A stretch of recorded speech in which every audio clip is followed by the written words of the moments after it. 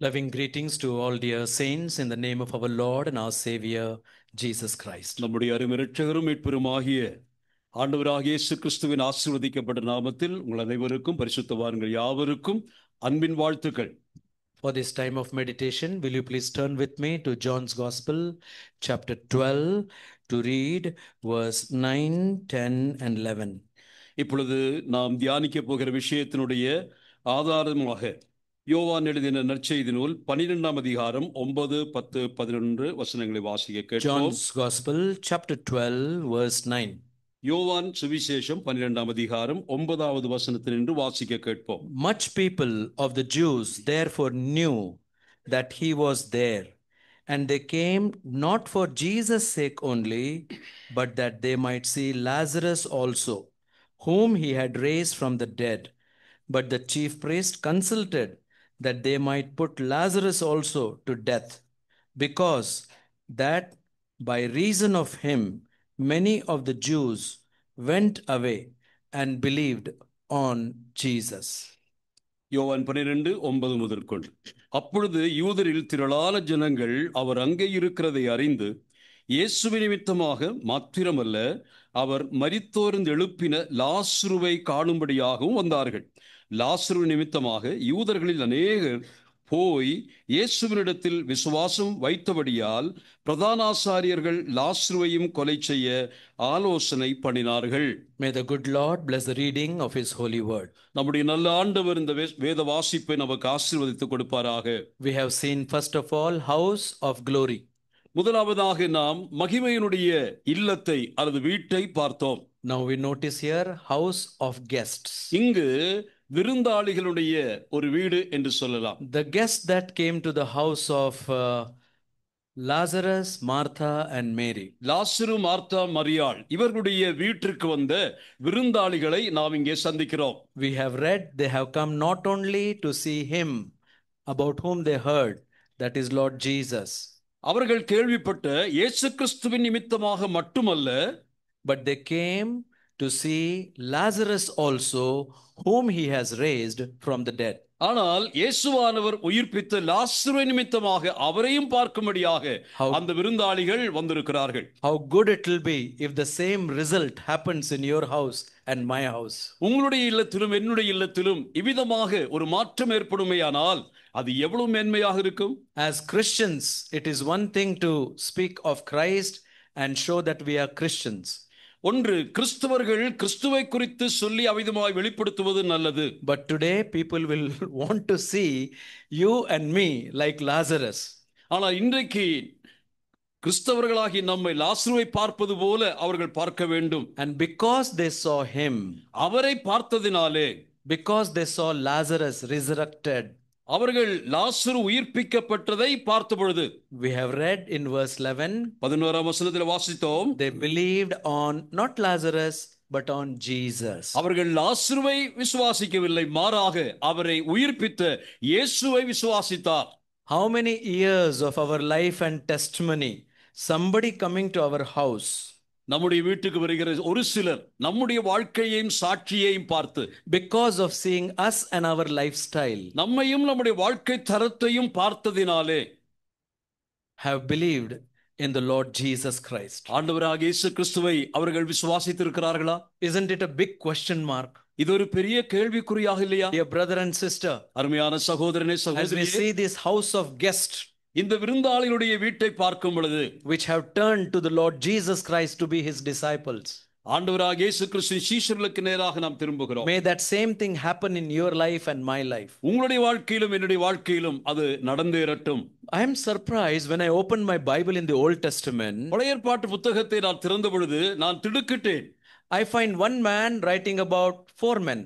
ஒரு மனிதன் 4 மனிதர்களை குறித்து எழுதுகிறார். That is Moses writing about Abraham, Isaac, Jacob and Joseph. மோசே என்ற ஒரு மனிதன் ஆபிரகாமை குறித்தும் அதே போல ஈசாக்கை குறித்தும் யாக்கோபை குறித்தும் யோசேப்பை குறித்தும் எழுதுகிறார். But when I open my Bible in the New Testament, ஆனால் புதிய ஏற்பாட்டிலே நான் வசனத்தை திறந்த பொழுது I find 4 men writing about one man. ஆனால் 4 மனிதர்கள் ஒரு மனிதனை குறித்து எழுதுகிறார்கள். Matthew, Mark, Luke and John. மத்தேயு, மார்க், லூகாஸ், யோவான் ஆகிய நால்வரும் எழுதுகிறார்கள். They're writing up of a man who is a man among all men.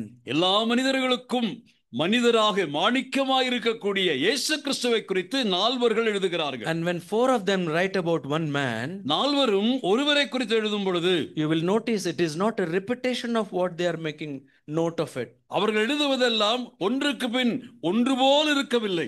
Whenever Matthew writes about the Lord Jesus, இயேசு கிறிஸ்துவை குறித்து மத்தேயு எழுதும் பொழுது he always sees him on the mountain top. அவரை எப்பொழுதுமே மலை உச்சியிலே வைத்து பார்க்கிறார். So in the Gospel of Matthew, மத்தேயு சுவிசேஷத்திலே you will find 7 mentions of the Lord Jesus Christ on the mountain top. மலை உச்சியில் இருக்கக்கூடிய இயேசு கிறிஸ்துவை குறித்ததான 7 குறிப்புகளை சொல்லுகிறார். When you read the writings of Mark, mark எழுதின சுவிசேஷத்திலே மார்க் எழுதுகிறார், Mark always sees the Lord Jesus by the seashore. இயேசுவை எப்பொழுதும் கடற்கரையோரமாக பார்க்கிறார். There are 7 mentions of the Lord Jesus Christ by seashore by Mark. Mark எழுதின சுவிசேஷத்திலே இயேசு கிறிஸ்துவை கடற்கரையிலே 7 முறை சந்திப்பதாக சொல்கிறார். But when Luke writes about the Lord Jesus, ஆனால் ஆண்டவராகிய இயேசு கிறிஸ்துவை குறித்து லூக்கா எழுதும் பொழுது he always sees him by the highways and the byways. அவரை பார்க்கும் பொழுது முச்சந்திகளிலும் அதே போல பெரும் வழிகளிலும் அவரை நிறுத்துகிறார். He also writes 7 experiences of the life of the Lord Jesus by highway and byway. அவ்விதமாக ஆண்டவராகிய இயேசு கிறிஸ்துவை அந்த பெருவழிகளிலும் சிறு வழிகளிலும் அவரை கொண்டு வந்து நிறுத்தி 7 முறை அதை விளக்குகிறார். But when John writes, ஆனால் யோவான் எழுதும் பொழுது he does not see the Lord Jesus on mountain, அவரை மலை உச்சியிலே அவர் வைக்கவில்லை, not by seashore, அல்லது கடற்கரையிலே வைக்கவில்லை, not only by highways and byways, அல்லது பெருவழிகளிலோ அல்லது சின்ன வழிகளிலோ அல்ல, but he sees him in the houses. ஆனால் அவரை வீடுகளிலே அவர் கொண்டு வந்து வைக்கிறார். So there are 7 houses where the Lord Jesus Christ was seen by John is recorded in his gospel. இங்கே யோவான் ஆண்டவராகிய இயேசு கிறிஸ்துவை வீடுகளிலே 7 முறை அதை வைத்து சொல்லுகிறதை பார்க்கலாம். 7 houses. 7 வீடுகள். If you are making note of it, நீங்கள் இதை குறிப்பு எடுக்கிறதா இருந்தால், first of all you find in chapter 1 முதலாம் அதிகாரத்திலே and verse 39 39 in the house of fellowship. அது ஐக்கியத்தின் வீடு என்று சொல்லலாம். John sees him in the house of fellowship. அங்கே யோவான் அவரை ஐக்கியத்தின் வீட்டிலே பார்க்கிறார். John 1:39. 1:39. And what was the result there? அங்க இருக்கக்கூடிய விளைவு என்ன? We have found Messiah. நாங்கள் மேசியாவை கண்டோம். What a fellowship they have had that day with the Lord Jesus. இயேசு கிறிஸ்துவோடு அந்த நாளிலே அவர்கள் அனுபவித்த அந்த அற்புதமான ஐக்கியம். Chapter 1, house of fellowship. 1ஆம் அதிகாரம் ஐக்கியத்தின் வீடு. Chapter 2, 2ஆம் அதிகாரம் house of feasting. அங்கே விருந்தோம்பலின் வீடு. Verses 1 through 11. அது 1 முதல் 11 வரைக்கும். That's what we have seen just now. அதுதான் இப்பொழுது நாம் பார்த்து முடித்தோம். But thirdly, ஆனால் மூன்றாவதாக in chapter 2 and verse 16, 2:16 வரும் பொழுது you see him in the house of merchandise. அங்கே ஒரு வியாபார வீட்டிலே அவரை பார்க்கிறோம். It should have been the house of father. அது தேவனுடைய பிதாவின் வீடாக இருக்க வேண்டும். It should have been the house of prayer. அது ஜெப வீடாக இருக்க வேண்டும். But they have turned it to the house of the merchandise. ஆனால் அதை அவர்கள் வியாபார வீடாக மாற்றி இருக்கிறார்கள். So third house, மூன்றாவது வீடு is the house of merchandise. அங்கே வியாபார வீடு. When you come to chapter 11, 11ஆம் அதிகாரத்திற்கு வரும்போது you see him in the house of mourning. அங்கே துக்கத்தின் துயரத்தின் வீட்டுக்கு கொண்டு போகிறார். What a mourning that was. அந்த துயரம் அந்த வேதனை எவ்வளவு பெரிது. 4 days have passed. 4 நாட்கள் கடந்து போய் Even then there are people who are weeping and crying. அங்கே ஜனங்கள் உட்கார்ந்து அழுது புலம்பிக் கொண்டிருக்கிறார்கள். When you come to chapter 12, 12ஆம் அதிகாரத்திற்கு வரும்போது he sees him in the house of worship. அங்கே ஆராதனையின் வீட்டுக்கு வருகிறோம். But when you read chapter 13 to 17, ஆனால் 13 முதல் 17 வரைக்கும் John sees him in the house of ministry. அங்கே ஊழியத்தினுடைய வீட்டிலே யோவான் அவரை சந்திக்கிறார். That is the upper room ministries of the Lord Jesus. ஆண்டவராகிய இயேசு கிறிஸ்துவின் மேல் வீட்டறை பணிவிடை. And when you read chapter 20, 20ஆம் அதிகாரத்திற்கு வரும் பொழுது John sees him in the house of preview. அங்கே வரப்போகிற காரியங்களை பார்க்கக்கூடிய ஒரு காட்சியை கொடுக்கக்கூடிய வீட்டுக்கு வருகிறார். Excellent, brother. Very nice. Exactly what he said. I expected that. Okay. It's a house of preview. அது மீண்டும் காரியங்களை பார்க்கக்கூடிய ஒரு காட்சியாக அது மாறுகிறது. And twice the Lord said there, அதை ஆண்டவர் 2 முறை சொல்லுகிறார். peace be unto you. உங்களுக்கு சமாதானம். Peace be unto you. உங்களுக்கு சமாதானம். So 7 houses. 7 வீடுகள். House of fellowship, ஐக்கியத்தின் வீடு, house of feasting, அங்கே விருந்தின் வீடு, house of merchandise, அங்கே வியாபார வீடு, house of mourning, அங்கே அழுகையின் வீடு, house of worship, ஆராதனையின் வீடு, house of ministry, ஊழியத்தின் வீடு, and house of preview. அங்கே மீண்டுமாய் அந்த காட்சிகளை மறுபடியும் கொண்டு வருகிற ஒரு வீடு. Out of these 7 houses, இந்த 7 வீடுகளிலே we had just seen in nutshell the house of feasting. அங்கே விருந்தின் வீட்டை தான் சுருக்கமாக பார்த்தோம். But now we'll consider, as we have read these verses, இப்பொழுது நான் வாசித்த வேத வசனத்தின் அடிப்படையிலே in the house of worship. ஆராதனையின் வீட்டுக்கு வந்திருக்கிறோம். Dear brother and sister, அருமையான சகோதரனே சகோதரியே, if there are people who should come visiting us as guests in our home and know the Lord Jesus Christ and be brought to him, அவிதமாக நம்முடைய வீடுகளுக்கு வருகிறவர்கள் ஆண்டவராக இயேசு கிறிஸ்துவை அறிந்து அங்கே கொண்டு வரப்படுவார்களே ஆனால், it is because what you see happening in the lives of these 3 individuals in that house. அந்த வீட்டிலே இருந்த மூவருடைய வாழ்க்கையினுடைய சாட்சிதான் அதற்கு காரணம். Because until now we were talking about Cana of Galilee. இதுவரையில் நாம் கானாவூர் கலிலேயாவில் உள்ள கானாவை குறித்து சிந்தித்தோம். But now when you read chapter 12 and verse 1, ஆனால் 12:1 வாசிக்கும் பொழுது we see him in another place. இன்னொரு இடத்திலே அவரை பார்க்கிறோம். Then Jesus 6 days before the Passover came to Bethany. பஸ்கா பண்டிகை வர 6 நாளைக்கு முன்னே இயேசுவானவர் பெத்தானியாவுக்கு வந்தார். House in Bethany. பெத்தானியாவில் உள்ள வீடு. 6 days before the Passover. பஸ்கா பண்டிகைக்கு 6 நாளைக்கு முன். What does that mean? அதனுடைய அர்த்தம் என்ன?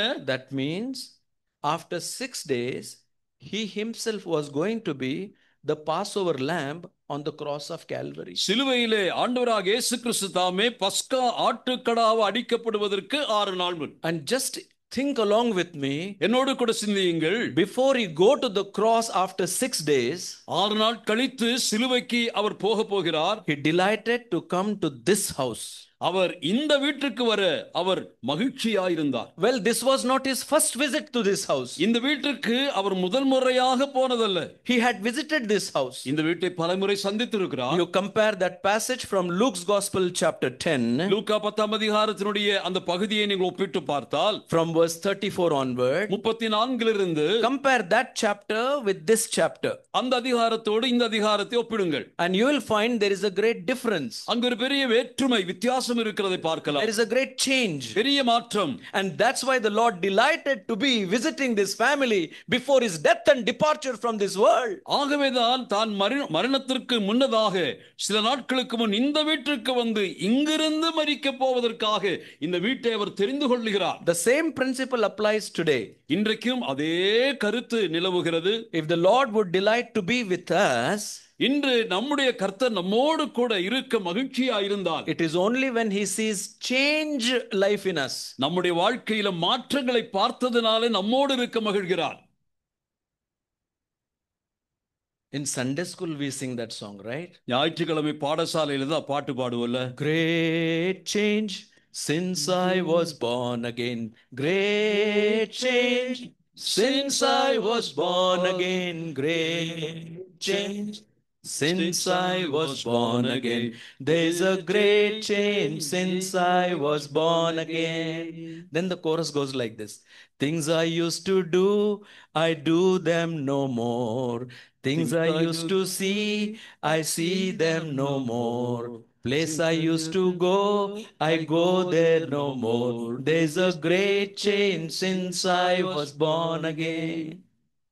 It was very delighting when we were singing that song in that initial days of our really being born again. மறுபடியும் பிறந்த ஆரம்ப காலத்தில் இந்த பாட்டு பாடனா அவ்வளவு ஒரு சந்தோஷமா பாடிக்கொண்டிருந்தோம். But after a period of time, ஆனா கொஞ்ச நாள் கழிச்சு, when I visit the assemblies, நான் சபைகள் எல்லாம் சந்திக்க ஆரம்பிக்கும் பொழுது, visit the homes of fellow believers, விசுவாசிகளுடைய உடன் விசுவாசிகளுடைய வீட்டை போய் சந்திக்கும் பொழுது, the song is sung like this. இந்த பாட்டு இப்படி மாறி போச்சு. Great change since I was born again. மறுபடியும் பிறந்த நாளிலே பெரிய மாற்றம். But what are the next words, you know? ஆனா அடுத்த வாசகம் என்ன? Things I used to do, I do them some more. அதை இப்பொழுதும் செய்து கொண்டு அதை I செய்ய do மாட்டேன், them, I do them some more. இன்னும் கொஞ்சம் செய்யறேன்னு இப்ப பாடுறோம். Things I used to see, நான் பார்த்து கொண்டிருந்தவைகள் I see them some more. இப்பொழுதும் கொஞ்சம் கூட பார்க்கிறேன். Place I used to go, நான் போயிட்டு இருந்த I இடமெல்லாம் go there some more. இடையில பூவும் போயிட்டு My இருக்கேன். brother, my sister, என்னோட அருமையான we சகோதரர், have taken it for granted in our Christian life. நம்முடைய வாழ்க்கையில இந்த பாட்டெல்லாம் அப்படியே சாதாரண There எடுத்துக்கிட்டோம். is no change in the lives of a fellow believer. விசுவாசின் வாழ்க்கையில உடன் விசுவாசின் வாழ்க்கையில மாற்றம் இல்ல, There is no transformation. ஒரு வித்தியாசமும் இல்ல, மறுரூபமும் இல்ல. My brother, my sister, என் அருமை சகோதரனே how சகோதரி, will the Lord delight to be with us? நம்மோடு கூட கர்த்தர் இருக்க அகமகிழ்வு கொள்வாரா?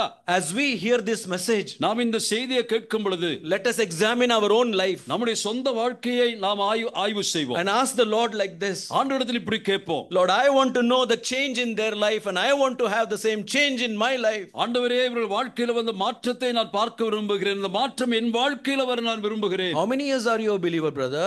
ஆண்டவரே, சகோதரனே சகோதரி, நீங்க எத்தனை வருஷமா விசுவாசியா இருக்கீங்க? Brother, 50 years.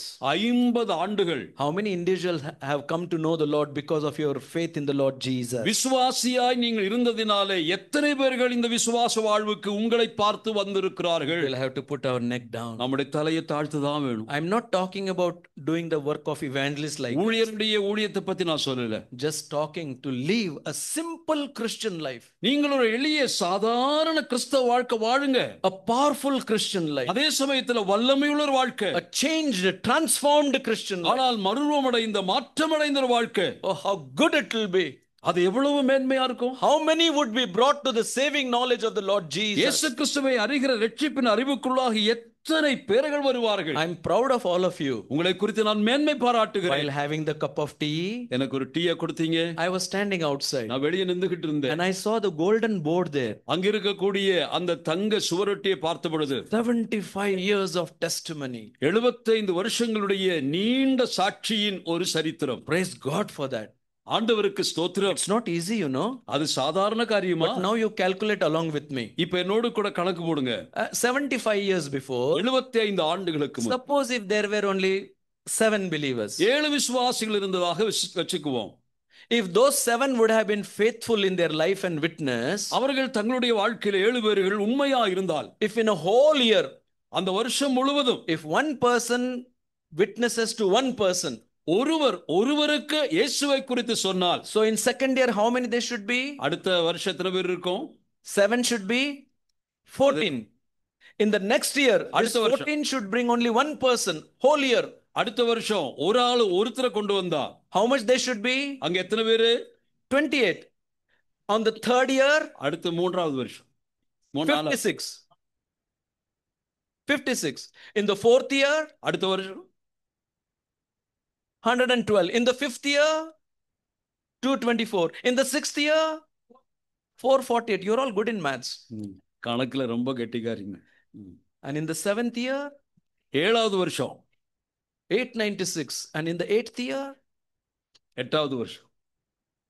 you calculate. நீங்க கொஞ்சம் கணக்கு போடுங்க. And go till 75 years. அங்க 75 வருஷம்னு போர்டு வச்சிருக்கு. My brother, my sister, என் அருமை சகோதரனே சகோதரியே, the hall will not suffice. இந்த அறை பத்தாது நமக்கு. Your calculator will fail.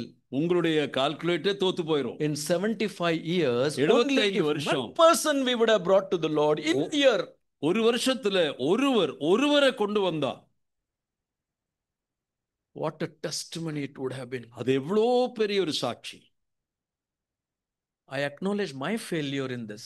இந்த விஷயத்துல என்னுடைய தோல்வியை நான் ஒப்புக்கொள்கிறேன். And want to see this family here. இங்க இருக்கக்கூடிய இந்த வீட்டை பார்க்க விரும்புறேன். My brother, my sister, என் அருமை சகோதரனே சகோதரியே, in 1 year, ஒரு வருஷத்துல one person to the Lord. ஒருவரை ஆண்டவருக்கு கொண்டு வாங்க. Is it impossible? இது கூடாத காரியமா? How much we have failed in our Christian life. நம்முடைய கிறிஸ்தவ வாழ்க்கையில நாம் எந்த அளவிற்கு தோற்றிருக்கிறோம். You know why? ஏன் தெரியுமா? Because the presence of Christ is not there. நம்முடைய ஆண்டவருடைய பிரசன்னம் நம்மத்தில் இல்ல. He is not delighted. அவர் இங்க வருவதற்கு சந்தோஷமா இல்ல. Why? Because there is no change. என்ன காரணம் என்றால் இங்க மாற்றம் இல்ல. Because there is no change, there is no visit. ஆண்டவருடைய சமூகம் இங்க வருவதற்கு தடையாயிருப்பது நம்மில் மாற்றம் இல்லை என்பதனாலே. What change that it means here?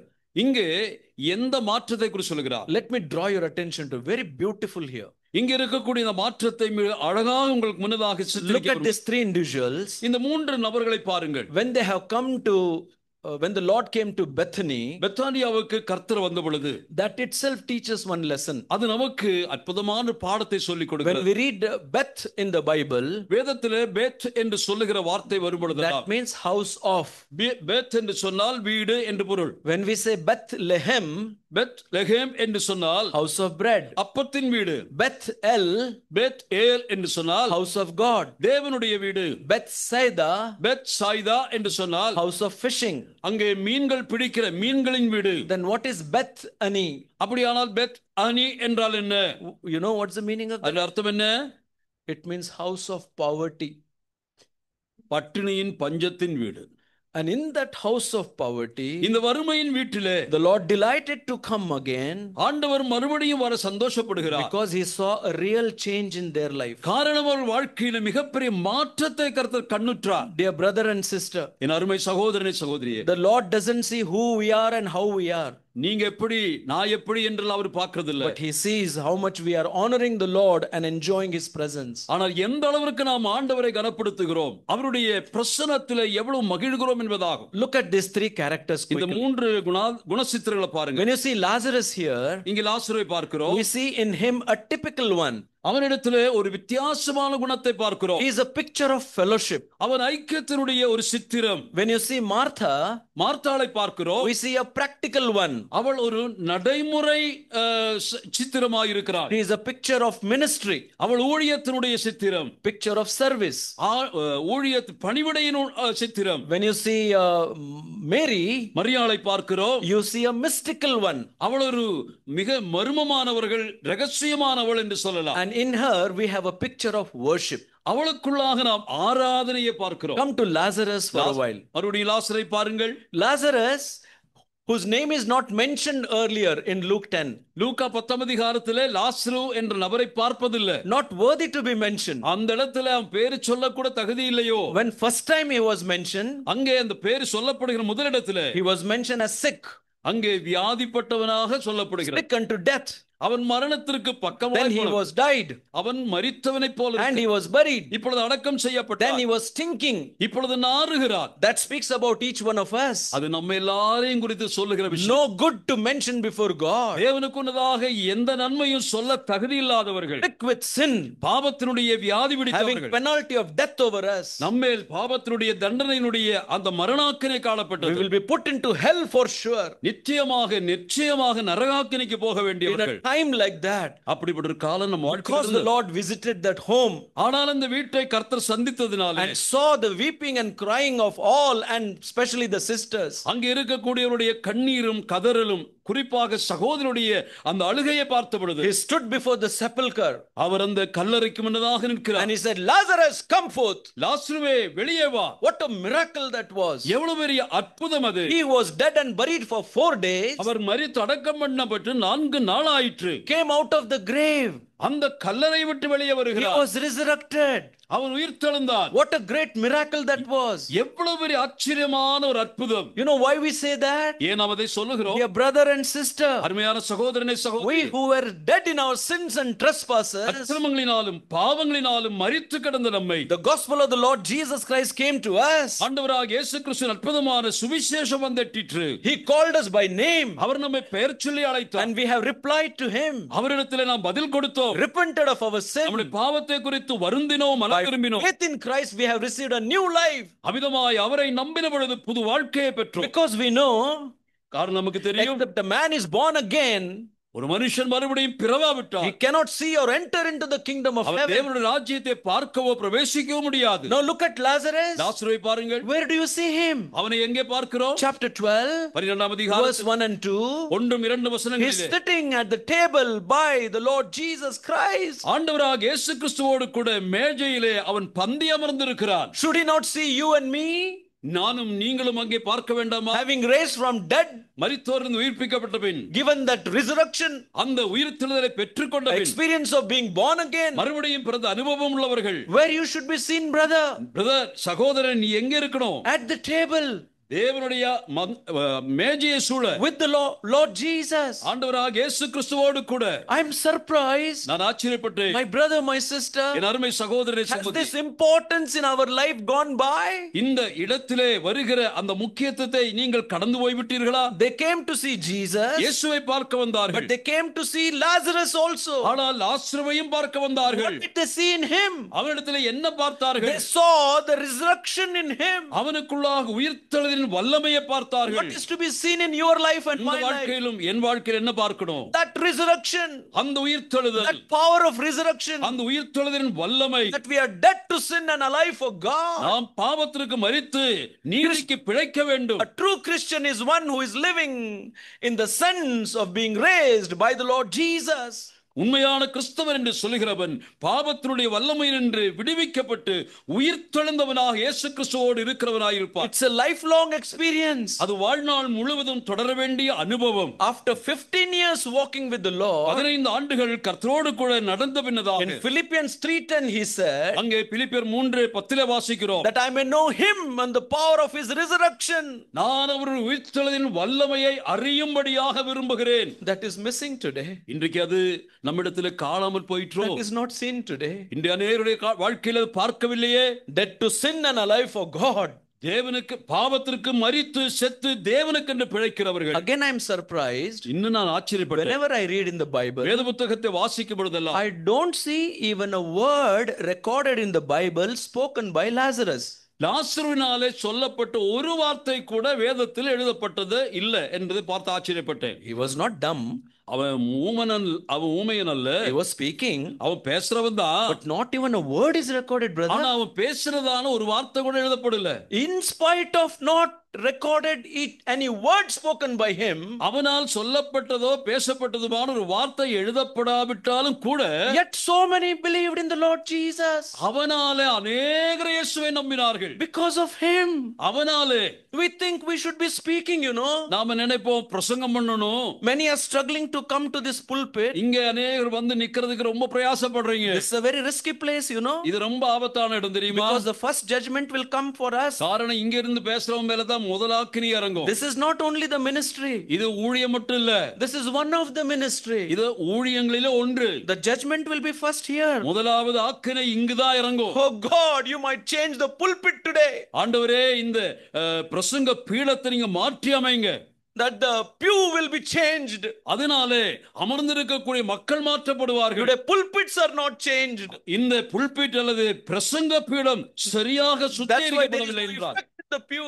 அது அமர்ந்திருக்கக்கூடிய மக்களிலே ஒரு மாற்றத்தையும் கொண்டு வராது. Preachers are preaching for the sake of preaching. பிரசங்கியார்கள் பிரசங்கத்தின் நிமித்தமாக பிரசங்கிக்கிறார்கள். God forgive me. ஆண்டவரே என்னை மன்னியும். You know what is one thing that I pondering upon? நான் அதிகமாய் தியானித்துக் கொண்டிருக்கக்கூடிய ஒரு காரியம் என்ன தெரியுமா? Lord, let not this ministry of preaching which you have given turn to be a profession for me. ஆண்டவரே, நீர் எனக்கு கொடுத்திருக்கக்கூடிய இந்த பிரசங்க ஊழியமானது நான் என்னையே பறைசாற்றுகிற ஒரு கடமையாக அல்லது ஒரு ஜோலி வேலையாக மாறாதபடி பார்த்துக்கொள். Preachers who preach do not practice in their own lives. அவருடைய வாழ்க்கையிலே அவர்கள் பிரசங்கம் பண்ணுகிறதை அவர்கள் நடைமுறைப்படுத்த வேண்டும். படுத்தாவிட்டால் the power of the ministry is lost today. அமிதமாக பிரசங்கத்தினுடைய வல்லமை, ஊழியத்தின் வல்லமை முழுமையாக அற்று போய்விடும். We should cry, you know. நாம் அழ வேண்டும். Lord, I am going to church.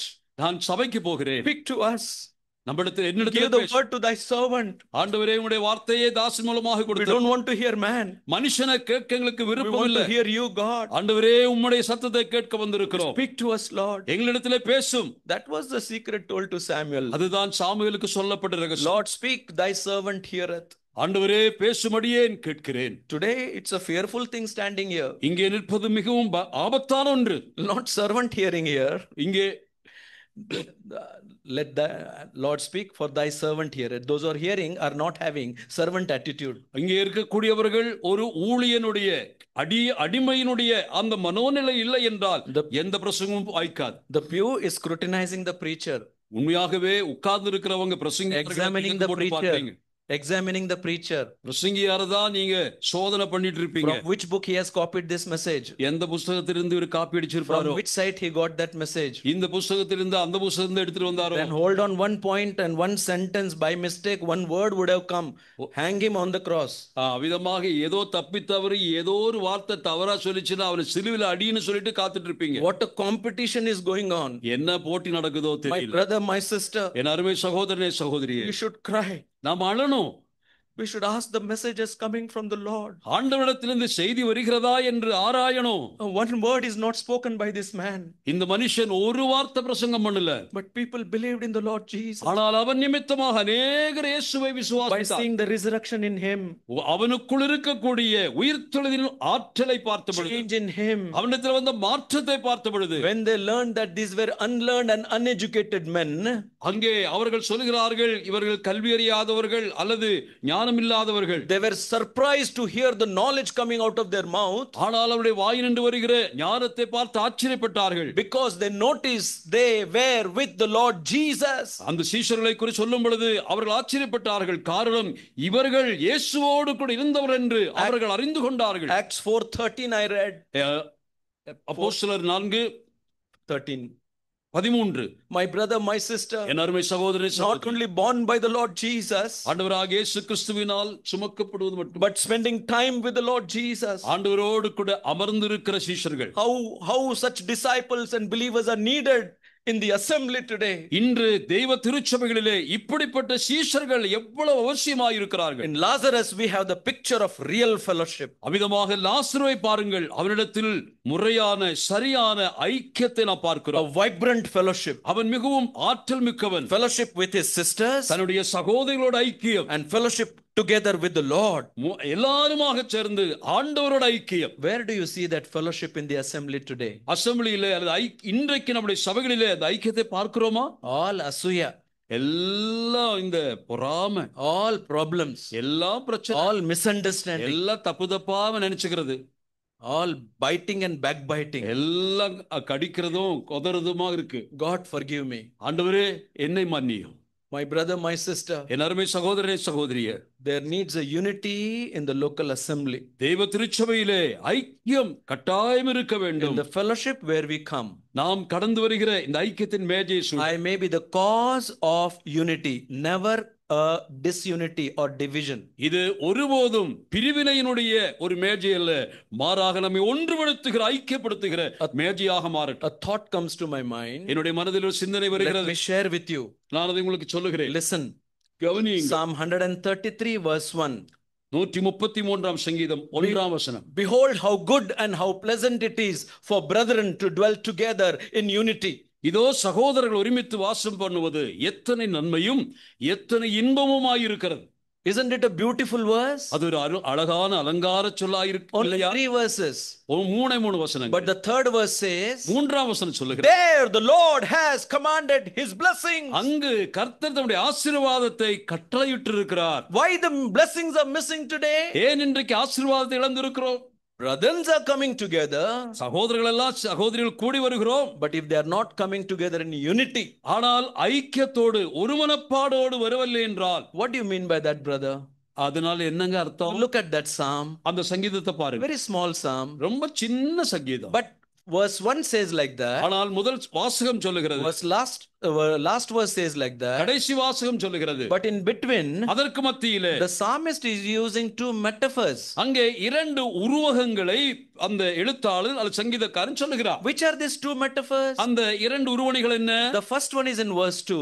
முதலாவது இரண்டாம் வசனத்திலே Where பாருங்க, he says, அங்கே சொல்லப்படுகிறது, it is like that anointing oil அது அபிஷேக தைலத்தை போல எண்ணெயை போல இருக்கிறது என்று which சொல்லுகிறார். is poured on the head of the high priest Aaron, ஆரோனினும் பிரதான ஆசாரியர் சிரசிலே ஊற்றப்படுகிற அபிஷேக தைலம், and it is falling even from his skirts. அது அவருடைய தலையிலே ஊற்றப்பட்டு தாடி வழியாக வடிந்து பாதம் வரைக்கும் அது சிந்துகிறது. To speak about the unity among brethren, தேவஜனத்தின் மத்தியில் இருக்கக்கூடிய ஐக்கியத்தை சொல்வதற்கு the first is about the anointing oil. அது அபிஷேக தைலம். And the next same verse continues, அந்த வசனம் தொடர்கிறது, and it says it is like the dew that is fallen on the mountain. அந்த எர்மோன் மலையின் மேல் பெய்கிற பனிக்கு ஒப்பாயிருக்கிறதா. பார்க்கலாம். Now, when we read that, அதை நான் வாசிக்கும் பொழுது we usually think, நாம் யோசிப்போம், what unity has to do with anointing oil and the dew on the mountain? இந்த ஐக்கியத்திற்கும் அபிஷேக தைலத்திற்கும் பனிக்கு என்னங்க சம்பந்தம்? Isn't it beautiful to think about? ஆனா அதை சிந்தித்து பாருங்கள், எவ்வளவு அழகா இருக்கு. To understand that, அதை புரிந்து கொள்வதற்கு you can come with me to Exodus chapter 30. யாத்ராகமம் 30ஆம் அதிகாரத்திற்கு என்னோடு கூட வாங்க. Exodus chapter 30. 30ஆம் அதிகாரம். We can ask a simple question. ஒரு சின்ன எளிய கேள்வி. How was that anointing oil prepared? அந்த அபிஷேக தைலத்தை எப்படி அவங்க உருவாக்குனாங்க? It is mentioned from verse 23 onward. 23 இருந்து அதை பத்தி சொல்லப்படுது. This oil was not to be prepared and used for any other cause. இந்த அபிஷேக தைலமானது For any other cause they should not வேறு use. எந்த நோக்கத்திற்காக உண்டாக்கப்படல. It is only for holy purposes. அது ஒரு முக்கியமான பரிசுத்தமான நோக்கத்திற்காக உருவாக்கப்படுகிறது. Look at Exodus chapter 30:30 யாத்ராகமம் 30ஆம் அதிகாரம் and verse 23. 23. Take thou also unto thee principal spices of pure myrrh, 500 shekels of sweet cinnamon, half so much, and 250 shekels of sweet calamus, and 250 shekels. யாரா வாசிங்க.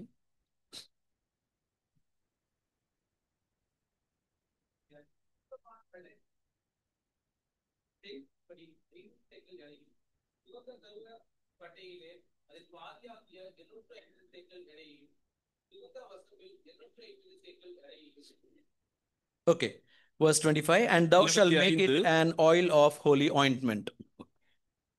அது பரிசுத்த அபிஷேக தைலமாய் இருக்க கடவுள். Now listen along with me. என்னோடு கூட சிந்திங்க. When this oil was prepared, இந்த எண்ணெய் அபிஷேக தைலம் ஆயத்தம் செய்யப்படும் பொழுது 4 principal spices were used. அங்கே 4 விதமான அந்த சுகந்த வாசனை காரியங்கள் பயன்படுத்தப்படுகிறது. Their names are mentioned here. இங்கே அது சொல்லப்பட்டிருக்கிறது. Myrrh, முதலாவதாக அந்த வெள்ளை போளம், cinnamon, அதற்கு பின்னதாக கருவாப்பட்டை, calamus, அதற்கு அப்புறமாக வசம்பு and cassia. அதற்கு அப்புறமாக லவங்கப்பட்டை. It's okay whether you understand those words or not, doesn't matter. இது உங்களுக்கு புரிஞ்சுச்சோ இல்லையோ அதை பத்தி கவலைப்பட வேண்டாம். 4 herbs were used. அங்கே 4 விதமான அந்த பொருட்கள் பயன்படுத்தப்படுகிறது. So to make this oil, இந்த தைலம் தயார் these செய்யப்படுகிறது. 4 herbs are taken இந்த 4 வகைப்பட்ட இந்த சுகந்த வஸ்துக்கள் and எடுக்கப்படுகிறது. they are powdered. அவைகள் எல்லாம் அங்கே பொடியாக்கப்படுகிறது. When they are ground together, அவைகள் எல்லாம் நன்றாக அரைத்து பொடியாக்கப்பட்ட பின் the study shows இந்த வேத பாடம் என்ன சொல்லுகிறது? there is an inherent property in all these herbs நீங்கள் படித்த இந்த அத்தனை சுகந்த அந்த வஸ்துக்களிலும் வித்தியாசமான பண்புகள் இருக்கிறது. to repel against one another. ஒன்றுக்கொன்று சண்டை போடுகிற அளவுக்குள்ள குணாதிசயம் மிக்கது. However you bring these 4 spices together, இந்த 4 சுகந்தங்களையும் ஒன்றாக இணைத்தாலும் their inherent property is to go against or repel against one another. அவைகளுக்குள் இருக்கக்கூடிய தனக்குள் இருக்கக்கூடிய சொந்த குணமானது இன்னொன்றை எதிர்ப்பதற்கும் தடை செய்வதற்கும் ஏதுவாக இருக்கும். Even if you ground them or make a powder of them, அவைகளை வச்சு அரைச்சு பொடியா மாத்தினாலும் கூட that cannot be kept together. அவைகள் ஒன்றா இருக்க முடியாது. My brother, my sister, என் அருமை சகோதரனே சகோதரி, you and I நானும் நீங்களும் are like this one of principal spices. இந்த மாதிரி 4 பட்டைகளிலே அல்ல 4 விதமான வஸ்துக்களிலே ஒன்றாக நாமும் இருந்தோம். Some of us are like myrrh, நம்மில் ஒரு சிலர் இந்த முதலாவது சொல்லப்படுகிற வெள்ளை போலத்தை, some of us like cinnamon, கருவப்பட்ட போல, some of us like அதே calamus, போல வசம்பு போல, some of us are like cassia. லவங்கப்பட்ட Whatever you and try to bring them together, இவைகள் எல்லாம் நீங்க எத்தனைதான் கஷ்டப்பட்டு ஒன்றுபடுத்தினாலும் they cannot live together. அவைகளால் ஒன்றிச்சு வாழவே They will repel against one another. ஒன்று மோதிக்கிட்டே இருக்கும். That's why there is 5th element used. ஆகவேதான் 5வது ஒரு பொருளை பயன்படுத்துறாங்க. That is a hin of oil, which is the oil mentioned there. அங்கே சொல்லப்பட்டுள்ள எண்ணெய் என்ன? Look at that verse 24. 24 பாருங்கள். இலங்கப்பட்டையில் 500 சேக்கல் எடையும் ஒலிவ எண்ணெயில் ஒரு குடம் எண்ணெயையும் எடுத்து. Olive oil is poured in that. அங்கே ஒலிவ எண்ணெய் ஊற்றப்படுகிறது. So all these spices are taken. இந்த 4 விதமான சுகந்த வஸ்துக்கள் They are எடுக்கப்படுகிறது. powdered. அவைகள் அரைக்கப்பட்டு And பொடியாக்கப்பட்டு the oil is poured in. அங்கே அதற்கு மேலாக ஒலிவெண்ணெய் ஊற்றப்படுகிறது. That olive oil is the picture of the work of the Holy Spirit. அந்த ஒலிவெண்ணெய் என்று இன்றைக்கு நாம் அறிந்து கொள்கிறோம். அது பரிசுத்த ஆவியானுடைய செயல்பாடு. It keeps all of these principal spices together. இந்த 4 வகைப்பட்ட வஸ்துக்களையும் அவைகள் இந்த ஆவியானவர் ஒன்றுபடுத்துகிறார். It cannot, any spices cannot go out of it. இப்பொழுது அந்த ஆவியின் பிடியினின்று எண்ணெயின் பிடியினின்று ஒன்றும் தப்ப முடியாது. That is the picture psalmist has in mind. இதுதான் சங்கீதக்காரன் தன் மனதிலே கொண்டு பேசுகிறார். Dear brother and sister, அருமையான சகோதரனே what சகோதரியே, does that teach to us? அது நமக்கு என்ன போதிக்கிறது? Whatever spices I might be, நான் எப்படிப்பட்ட சுகந்தமோ அல்லது எந்த நிலைமையில் இருந்தாலும் I can join with my fellow believers என் அருமையான சகோதரனோடு கூட சகோதரி கூட ஐக்கியமாய் இருக்க முடியும். because of the work of the Holy Spirit in my life. என் வாழ்க்கையில் நடந்து கொண்டிருக்கக்கூடிய பரிசுத்த ஆவியானவருடைய செயல்பாட்டினாலே There is only one danger. ஆனா ஒரு அபாயம். Anybody who is outside of the effect and ministry of the Holy Spirit, ஆனால் பரிசுத்த ஆவியானவருடைய ஆளுகைக்கும் அவருடைய ஊழியத்திற்கும் வெளியே ஒருவர் இருந்தால் he or she is the one who brings the disunity. அவனும் அல்லது அவள்தான் இந்த சபையினுடைய ஐக்கியத்தை குன்றி போக உடைத்து போடுகிறவர்களாய் இருப்பார். Divisions in the assembly. அவர்கள் அந்த சபையிலே பார்க்க முடியும். Oh Lord, forgive me. ஆண்டவரே என்னை மன்னியும். Help me to live not only being sealed by the Spirit, ஆண்டவரே பரிசுத்த ஆவியினால் முத்திரிக்கப்பட்டவனாக நான் இருக்க வேண்டும். but being filled by the Spirit. ஆனால் ஆவியினால் நிறைந்தவனாய் இருக்க கிருபை தாரும். May the fruit of the Spirit be seen in my life. என் வாழ்க்கையில் ஆவியின் கனியானது அது வெளிப்படட்டும். May the gift of the Spirit be exercised in my life. என் வாழ்க்கையிலே ஆவியானவருடைய வரங்கள் அதிகமாய் வெளிப்படுத்தப்படட்டும். Just imagine like that. அது அவிதமாய் கற்பனை செய்யுங்கள். All of us are coming in that kind of spirit. அப்படிப்பட்ட ஒரு ஆவியோடு கூட நாம் எல்லாரும் சேர்ந்து வருகிறோம். What a love we'll have. நாம் எப்படிப்பட்ட What an affection we'll have. எவ்வளவு பெரிய பாசமுடையவர்களாய் இருப்போம். Whatever the weaknesses and the frailties we have in ourselves, நமக்குள்ள எத்தனைதான் பலவீனங்களும் சோர்வுகளும் களைப்புல இருந்தாலும் பரவாயில்லை. yet we'll be able to receive one another as brother and as sister. ஒருவரை அரவணைத்து அவர்களோடு ஐக்கியப்படும் பொழுது எவ்வளவு ஆனந்தம். Who keeps us together? யார் இதை நம்மை ஒன்றுபடுத்துகிறார்? The Holy Spirit of God. நமக்குள் வாசமாய் இருக்கிற பரிசுத்த ஆவியானவர். My brother, my sister, என் அருமை சகோதரனே look சகோதரியே, at Lazarus நீ அந்த லாசருவை பார். in Bethany பெத்தானியாவில் along with the sisters, அந்த சகோதரோடு கூட enjoying that fellowship அந்த ஐக்கியத்தை அனுபவித்துக் கொண்டு with his sisters and with the Lord together. தன்னுடைய சகோதரோடும் அதே சமயத்தில் அவர்கள் மூவருமாக ஆண்டவரோடும் ஐக்கியம். What a blessing it will be in the local assembly சபையிலே அப்படி இருந்தால் எவ்வளவு நன்றாயிருக்கும். if such a vibrant fellowship, இது ஒரு மிகவும் அற்புதமான மிகவும் அனலூட்டுகிற ஒரு ஐக்கியம், lived by me and experienced by me and brought by me and my family in the local assembly. விதமாக நான் என் குடும்பம் அதை அனுபவிக்கிறது, அதை நான் அனுபவத்தில் கொண்டு வந்து சபைக்கு கொண்டு வரும் பொழுது சபை எவ்வளவு ஆசீர்வாதம் மாறும். What will be the result? அதனுடைய விளைவு என்ன? What will be the result? விளைவு என்ன? There many believed in the Lord Jesus. அநேகர் இயேசுவை விசுவாசித்தார்கள். May the Lord help us to ponder on that. இதை குறித்து அதிகமாக சிந்திக்க கர்த்தர் உதவி செய்யும். Quickly one thought and we'll leave the rest for the evening. ஒரு சிந்தை கூட மனதில் வருகிறது, அதை சொல்லி நாம் அடுத்த ஈவினிங் கூட்டத்துக்கு. Lazarus is a picture of fellowship. லாசரு அவன் ஐக்கியத்தினுடைய சித்திரம். Martha is a picture of service. மார்த்தாள் அவள் பணிவிடையினுடைய ஊழியத்தினுடைய சித்திரம். Luke 10 also she is serving. லூக்கா 10 அதிகாரத்திலும் அங்கே மார்த்தாள் பணிவிடை செய்கிறாள். John 12 also she is serving. யோவான் 12 மார்த்தாள் பணிவிடை செய்கிறாள். But there is a difference. ஆனா ஒரு வித்தியாசம். What's the difference? வித்தியாசம் என்ன? There she was grumbling. அங்கே முறுமுறுத்துக்கிட்டு இருந்தாள். There she was pointing out. அங்கே குற்றம் சாட்டி கொண்டிருந்தாள். There she is complaining. அங்கே குறை சொன்னாள். Now here இங்கே no murmuring, ஒரு முறுமுறுத்தல் இல்ல, no complaining, ஒரு குறை சொல்லுதல் she இல்ல. is doing what she knows she should do. அவள் என்ன செய்யணும்னு அவளுக்கு வச்சிருக்கோ சந்தோஷமா செய்றா. What is the result? அதற்கு காரணம் என்ன? There was a great result because of that. அதனுடைய விளைவின்படியாக the Lord has appreciated her ministry. அவளுடைய ஊழியத்தையும் கர்த்தர் பாராட்டினார். My brother, my sister, என் அருமை சகோதரனே சகோதரி, let's do little for the Lord. ஆண்டவருக்காக கொஞ்சமாகிலும் செய்யுங்க. without pointing out one another, மத்தவங்களை குத்தம் சொல்லாம, without complaining and grumbling. ஒருவருக்கொரு குத்தம் சாட்டி குறை சொல்லி Let us do it as unto the Lord. ஆண்டவருக்கு செய்வது போல செய்யுங்க. Look at the third one. மூன்றாவது நபர் Mary, மரியாள், a picture of worship. ஆராதனையுடைய அனுக்கிரகமான சித்திரம். What do we see her? அவளை என்ன She பார்க்கிறோம்? is worshiping the Lord without keeping the alabaster box for herself. அவள் ஆராதனை செய்கிறாள். அந்த கொண்டு வரப்பட்ட அந்த வெண்கல் பரணியை அவள் தனக்கென்று வைத்துக் கொள்ளாமல் ஆண்டவருக்கு அன்று உடைத்து ஆராதனை The செய்தாள். life of submission. ஆராதனையிலே அப்படிப்பட்ட ஒப்பு கொடுத்தல், பணிவிடை. My brother, my sister, என் அருமை சகோதரனை she சகோதரி, could have kept for her marriage. அவள் தன்னுடைய திருமணத்திற்காக வைத்திருக்க வேண்டும், வைத்திருக்கலாம். She could have used for her brother, அவளுடைய சகோதரனுடைய அடக்கத்திற்கு பயன்படுத்தவில்லை. but she has poured it upon the Lord. ஆனால் இப்பொழுது ஆண்டவருக்கு அவள் அதை A கொடுக்கிறாள். beautiful picture of எவ்வளவு worship. அழகான ஆராதனையின் சித்திரம். Now listen very carefully இப்பொழுது கவனமாக கேளுங்க. as we come to close. நாம் இப்பொழுது முடிவுக்கு வர போகிறோம். There are many other things. அநேக காரியங்கள் உண்டு. Let me share at least this much with you. இந்த கொஞ்ச காரியத்தை சொல்லிடுறேன். 6 days before the Passover, பஸ்கா பண்டிகை வர 6 நாளைக்கு முன் in Bethany, பெத்தானியாவில் these three இந்த 3 பேர் changed life. வாழ்க்கை The மாற்றப்பட்டது. Lord is there. ஆண்டவர் அங்கே இருக்கிறார். Many believed in the Lord Jesus. ஆண்டவராகிய இயேசு கிறிஸ்துவை அநேகர் விசுவாசித்தார். Why? ஏன்? Because காரணம், there he saw a true fellowship, அங்கே முதலாவது ஒரு உண்மையான ஐக்கியத்தை பார்க்கறாங்க. a true service, உண்மையான ஒரு பணிவிடையை பார்த்தாங்க. and a true worship. உண்மையான ஆராதனையை Now பார்க்கறாங்க. keep this here இதை இங்க நீங்க மனசுல பதிங்க. and come along with me to Exodus chapter 5 through 10. அங்கே இங்கிருந்து நாம் யாத்ராகமம் 5ஆம் அதிகாரத்திற்கு செல்லுவோம். என்னோடு கூட வாங்க. When you read Exodus chapter 5 through 10, யாத்ராகமம் 5 முதல் 10 வரைக்கும் வாசித்தால் you find one phrase அங்கே repeated, ஒரு குறிப்பிட்ட சொற்றொடரை பார்க்கிறோம். repeated 10 times. அது 10 முறை அங்கே சொல்லப்படுகிறது. Whenever Aaron and Moses went to Pharaoh, ஆரோனும் மோசேயும் பார்வோனிடத்திலே போகும் பொழுதெல்லாம் they used that phrase 10 times. அவர்கள் அவனிடத்திலே அந்த வார்த்தை சொற்றொடரை பலமுறை சொல்லுகிறார். What did they say?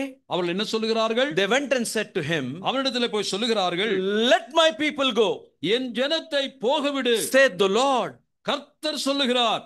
Let my people go, என் ஜனத்தை போகவிடு என்று let my people go. என் ஜனத்தை போகவிடு. 10 occurrences. 10 முறை. When you read it nicely, அதை நீங்கள் மென்மையாக மெதுவாக you will find வாசித்து this 10 are categorized into 3. அந்த 10ஐ 3ஆக பிரிக்க முடியும். Exodus chapter 5 and verse 1.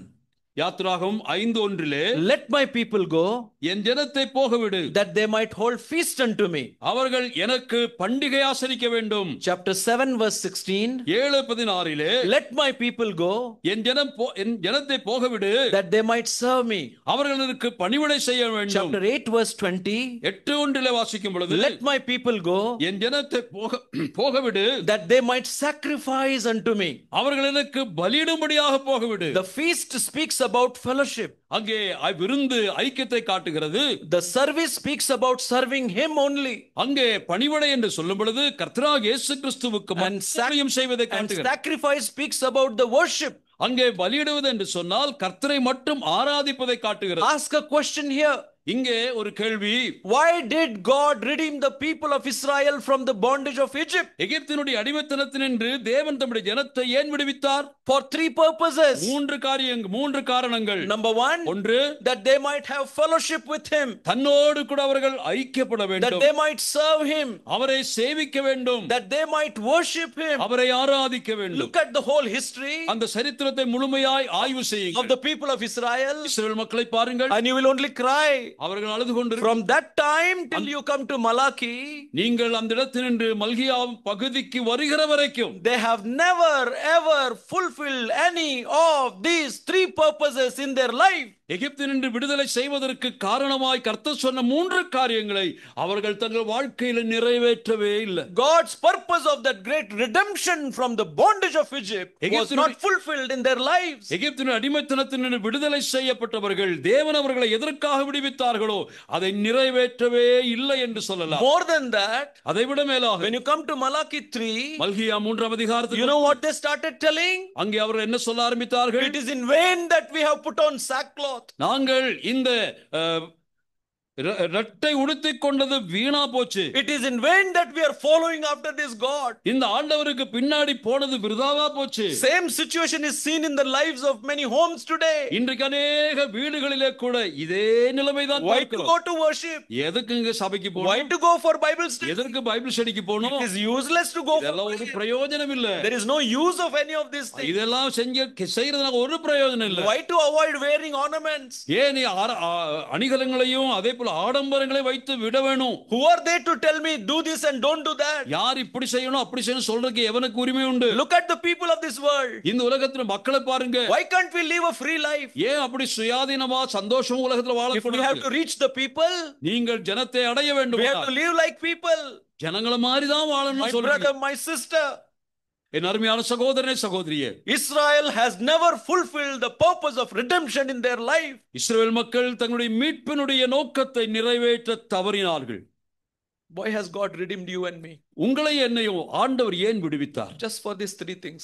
இந்த மூன்று காரணம். That we may have a faithful fellowship with Him. ஆண்டவரோடு கூட உண்மையும் உத்தமமான ஐக்கியத்தோடு வாழ்வதற்கு. That we might faithfully serve Him. அவரை உண்மையோடு நாம் பணிவிடை செய்து ஊழியம் செய்வதற்காக. That we might be truly worship Him. நாம் அவரை தினமும் உண்மையாய் ஆராதனை செய்வதற்கு. Now 6 days before Passover, 6 நாளைக்கு முன்னதாக பஸ்காவுக்கு, His death and departure, அவருடைய மரணமும் விடைபெறுதலும், Jehovah, who never experienced it from this people of Israel, இஸ்ரவேல் மக்களிடத்தில் தேவன் இதை எதிர்பார்க்கல, came in the form of man by ஆனால் Jesus Christ. ஆனால் அதை நிறைவேற்றுவதற்காக தேவனே ஒரு மனித வடிவாக உலகத்திற்கு When வந்தார். He went to this house of poverty இந்த எளிமையான வறுமையின் வீட்டுக்கு with the சென்றார். 3 individuals மூன்று நபர்கள், whose life was changed. அவருடைய வாழ்க்கை மாறிற்று. What he did not get there, அவர்களுக்கு அங்கே என்ன கிடைக்கலையோ he got it here. இந்த வீட்டிலே கிடைச்சது. A true fellowship உண்மையான ஐக்கியம் கிடைச்சது. in Lazarus, லாசருவிலே ஐக்கியம், in resurrection, அவருடைய உயிர்த்தெழுதல் வல்லமையிலே, a true service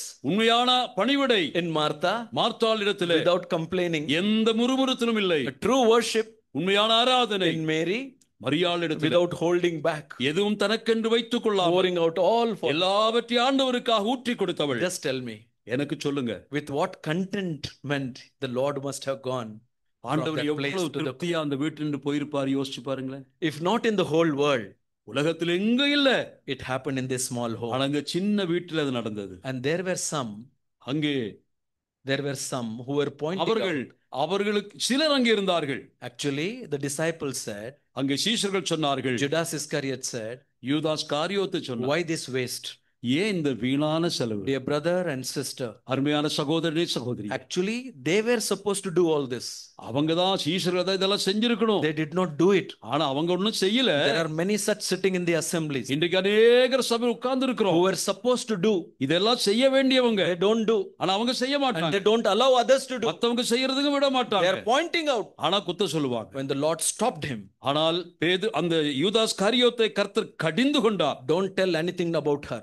அவளை பத்தி எதையும் பேசிராதே. He has kept it for me. அவள் எனக்காக வைத்திருந்தாள். He has done it for me. எனக்காக செய்திருக்கிறாள். Now listen carefully. என்னை கவனியுங்கள். Anything that you and I do in the name of the Lord and for the Lord is never waste. நம்முடைய ஆண்டவருக்காக நானும் நீங்களும் எதையாகிலும் ஒன்று செய்தால் அது ஒருபோதும் வீணாகாது பிரியமானவர்களே. Because he said, why this waste? இது ஏன் இந்த வீண் செலவு என்று அவன் சொன்ன பொழுது, You know what was he called? You know what was Judas called? யூதாஸ் காரியோத்தினுடைய பதில் என்ன? He was called son of perdition. அவனுக்கு என்ன பேர் சூட்டப்பட்டிருக்கிறது?